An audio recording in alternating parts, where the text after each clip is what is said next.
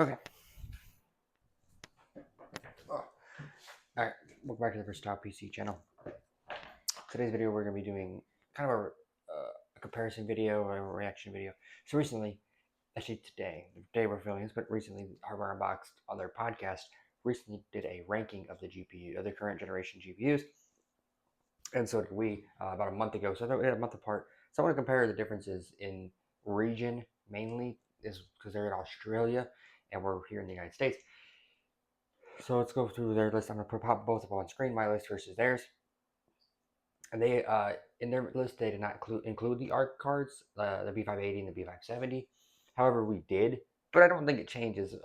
Very much our thought process and our ranking was very similar to theirs. And we have very similar ideology of why we rank certain cards where. So let's start with the lowest on their list. Theirs stops at 12. Ours went down to 14 because we have 2 extra cards. Neither list included the 9060 non-XT because it's not an actual like released GPU.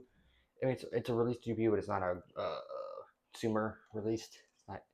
And then we didn't include the 9070 GRE because it's not a global launch. It's just a China launch. So that's why we didn't include that either. So it's hard to kind of compare that. But so let's go with the lowest one. So the lowest card is for them was the 5060 Ti. We ranked the 5050 lower. But main reason they did it because of the price, and I agree with that. I agree. I think maybe we should put the 5060 Ti lower because it is super expensive. I mean, it's $480 US, I think it was, or no, 430 or something like that US.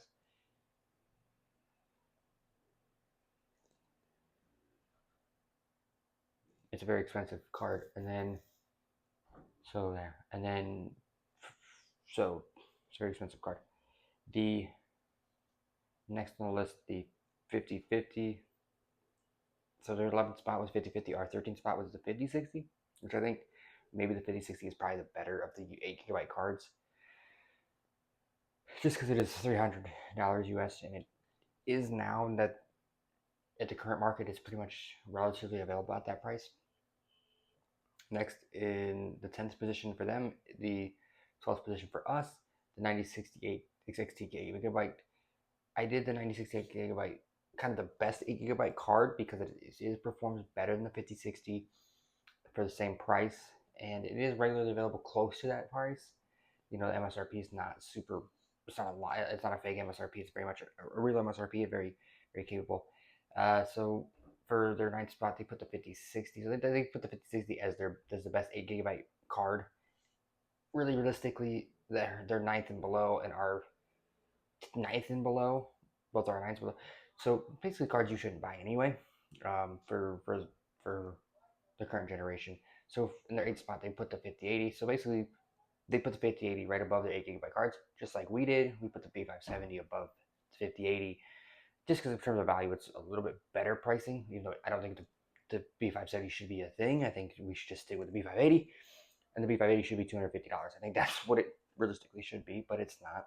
Obviously, we know the market is messed up here in the U.S. It's messed up globally in some other places too. So that's why I think we choose that. That's why you choose, those cards. And then for the eighth spot, their seventh spot, they put the 9070 actually below the 5070, but they did it a month later. So current pricing wise, I would actually probably agree with this. But back when we did ours a month ago, the 9070 and the 5070 were basically the same price. And now the 9070 is $50 more. The 5070 is $50 less. So the 5070 is at MSRP. The 9070 is about $50 above the MSRP. So it does hurt its value proposition quite a bit.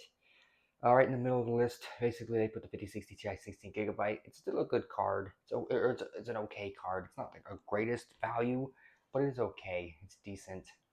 It's definitely worth considering maybe if you're looking at the sub $500 range. But I think the 9060 XT basically still wins, but just like they kind of chose as well. So we both agree on that. Their ideology very much was the same when it comes to 5080. 5080 just being super expensive. I need to backtrack. I guess. Let's go back to, whatever.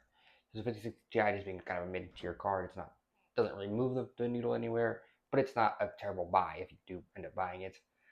So then the fifth spot, so that's why they put the 5070 above the 9070. We put the 9070 XT next, just because how terrible value that it is. Mainly because it's just so far above its MSRP, even in the US. Now, there's a month later in Australia, you can get it closer to the MSRP, and it's actually much better value than the 5070 Ti overseas. But here in the US, it's still a terrible buy. It's 750 realistically. I just looked on Newegg before I started filming this. It's still about 750 on Newegg for the 9070 XT, which is the more regularly available price to most consumers, because not everybody has a Micro Center. Micro Center, I think, is still a little bit cheaper than that, but it's not crazy cheaper. And then for the fourth spot, so they put in their third spot, they put the 5070 Ti, which again, similar to our ranking when it comes to the NVIDIA GPUs, the best one to buy is still a 5070 Ti. They even said that the 5090 something you wouldn't realistically buy. It's just a great card in terms of performance uplift. So yeah, the 5070 Ti being basically the recommended NVIDIA GPU from, it is really, it's crazy to say that the best NVIDIA GPU now is a $750 card. But realistically, in the US, it's still over MSRP. It's about $830, I think, it's the lowest model. Realistically, what you can actually afford, or what you can actually pick up regularly, they're about $830, $829. So just what it is. And then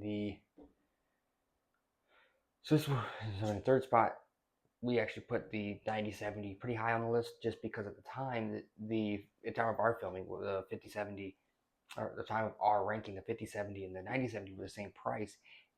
And 9070 XT was just so far out of the range. So our thought process for that was that the 9070 being, so what was the best card to buy in the $600 range, and the only cards available were the 9070 and the 5070, and the 9070 is a better buy at the same price as each other. If there's 5070 and 9070 are the same price, the 9070 is the better buy. But if that 5070 is $50 cheaper, which it currently is in the US, on Newegg, it's realistically, you can get the 5070 for MSRP, the 9070 is still $50 more. Realistically, the 5070 is, you can make an argument for it. You know, 12 gigabytes of VRAM, yes. However, you get access to DLSS4, which is more regularly supported than FSR4, and is a better upscaler. You know, you get multi-frame gen, which is usable at the 5070 tier performance. You know, basically the only downfall to the 5070 is that it's got 12 gigabytes of VRAM, and it doesn't really improve over previous generation, but it's still okay. I was still comfortable recommending it for $550. I wish it was closer to 500, but for 550, I think it's a strong argument. Not the 5070, or if the 9070 was 550, I think you would definitely rank the 9070 above the 5070. But being that it's $50 more, significantly worse value proposition than it should be at its MSRP. So I see why you would switch those, or could make an argument for switching either way. So then we go to the kind of their king and our king is basically the same. Our top twos, yes, we flipped. They're flipped. You know, they the 5090 is, you know, they weighed more heavily on the fact that the 4090 exists, which is true. But in terms of NVIDIA, or in terms of performance uplift, the 5090 is 25% faster than the 4090. So, and the 4090 was so monumental from the fan standpoint, is there's nothing comparable to it back then. 3090 Ti and the 3090 and 3090 Ti versus the 4090 was such a huge jump, and then the 5090 is a big jump, but it's not as big of a jump, and it's also, the pricing is just insanely out. You know, it's insane. The price of actual models is cost of two or three PCs. Really, realistically, you could build almost 3 9060 XT 16 gigabyte PCs if you shop, you know, budget CPUs and stuff like that. You could build 3 of those systems for the cost of just the graphics card, and in some cases, it's insane. I mean, at least build 2 and have 2 systems for the price of 1 graphics card. And then their 960 XT 16 gigabyte, they basically said the same thing we did, which was, it's just a great option card. It performs really well. It is at a good price point. It has been able to carry its price point. It's a little bit overvalued. In some retailers, it is a little bit over MSRP, but it's still the best purchasable graphics card of this generation. And with the previous generation cards still being unavailable realistically or reliably enough, then yeah, the 9060 XT I think is still the best card of the generation. So I think realistically, our ideology between why we ranked cards certain ways pretty much was the same. It pretty much comes down to value versus performance versus price to performance value. Is it a recommendable card? Would you actually go out and say, you know what, if someone asked for a card in that category, would you recommend this card over this card, or which one would you recommend? Would you recommend a 5060 over a 9060 XT? Would you recommend the 9070 over like a 5070 Ti? What would you recommend? So for us, we recommend a 9060 XT. Probably is like the most common. It's probably the greatest graphics card of this generation. Of this generation of GPUs.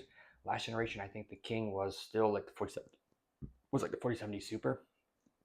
But for this generation, I think 9060 XT has kind of taken that cake. It's like where even if you're looking for a budget card, 9060 XT. If you're looking for a mid-range card, 9060 XT. You're looking for a high-end card, don't sleep on the 9060 XT. So I mean that's kind of where it's at. It's like you could get a great valuable product at that price. The 970 XT, if the 970 XT would be at its MSRP, I think maybe this would be the king or be closer to the king. But for us, it's just so expensive, versus the 5070 Ti.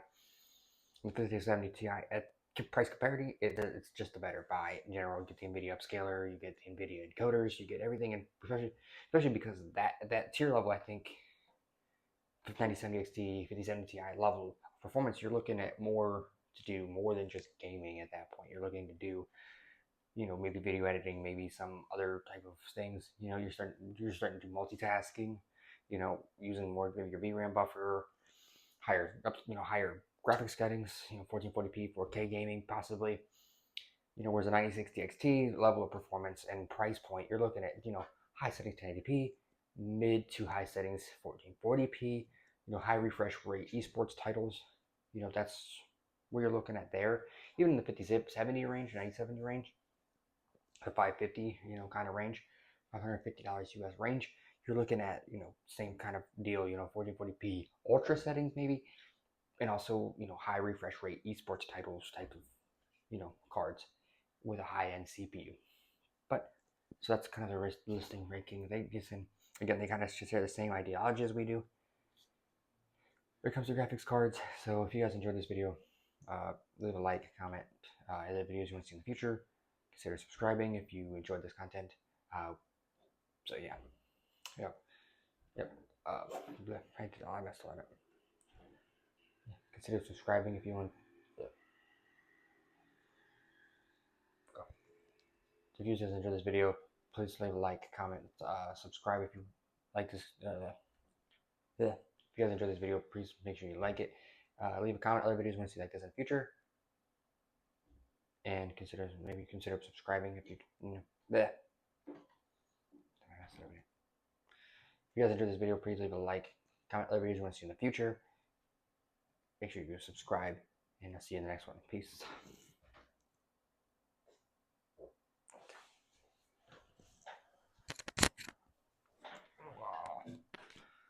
Okay, let me do this real quick. I don't know what graphics card I'm using. I don't know.